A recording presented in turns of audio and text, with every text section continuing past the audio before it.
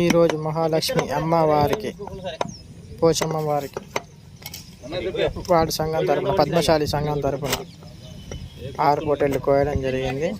దీన్ని సంఘంలో ఉన్న 57 కుటుంబాలకు పంచడం జరుగుతుంది. దేని దానికి సపరేట్ పురుగు బొక్కలు, కిడ్నీలు, నల్ల కీలు బొక్కలు,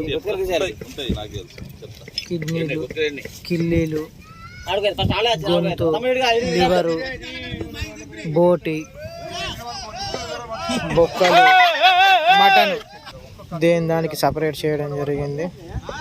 చూడండి, దేని పార్ట్ దానికి సపరేట్గా చేసి వీటిని అన్నిటిని ఇప్పుడు పాలుగా వేసి 57 కుటుంబాలకు ఇవ్వడం జరుగుతుంది. 6 పొట్టేళ్ళ బోటి, బెంతలు, పేలికలు అన్ని